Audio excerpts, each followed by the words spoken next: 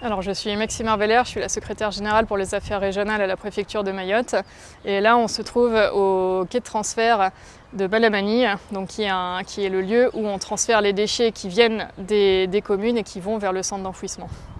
Alors le ramassage des déchets et leur traitement, c'est une compétence des collectivités territoriales. Les communes et interco l'ont confié à un syndicat intercommunal qui s'appelle le CIDEVAM et qui donc est chargé de collecter les ordures sur 4 intercommunalités de Mayotte, la CADEMA ayant son propre système, et ensuite de traiter ces déchets pour l'ensemble du territoire avec donc des quais de transfert et ensuite un centre d'enfouissement, l'ISDND, qui est à Dzoumogné. Alors le cyclone a entraîné un arrêt total des opérations de ramassage des déchets pendant quasiment une dizaine de jours, avec la fermeture notamment du centre d'enfouissement puisqu'il fallait le remettre en état, des quais de transfert et également des collectes. Donc évidemment ça a provoqué une masse d'ordures ménagères qui n'ont pas pu être traitées et surtout bien sûr le cyclone a provoqué une masse de déchets autres dont on n'a pas l'habitude, des déchets verts en grande quantité puisque la plupart des arbres ont été touchés et également des débris, des tôles, tout ce qu'on peut voir sur les bords des routes qui sont massifs et qui ne sont pas habituels. Donc il faut mettre pour ça un plan spécial pour cette crise tout en essayant de s'appuyer quand même sur la chaîne normale.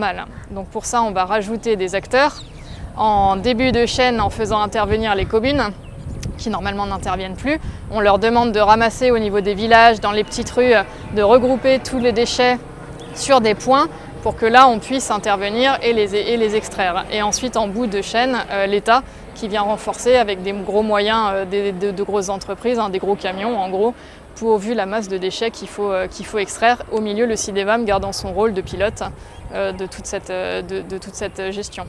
Alors on a, pour simplifier les choses et les flux, on a déterminé 3 grandes catégories de déchets. Les ordures ménagères, donc qui sont les plus urgentes à traiter puisque c'est celles qui font courir un risque sanitaire et de salubrité publique.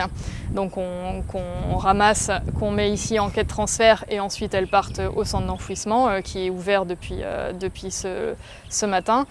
On a ensuite les déchets verts, donc tous les arbres qu'on va là entasser sur des terrains pour ensuite les broyer et puis du coup pouvoir les écouler. Et enfin, on a les déchets dits encombrants. Là, c'est un peu, ça recouvre aussi bien les tôles, pourquoi pas de l'électroménager également qui est fichu.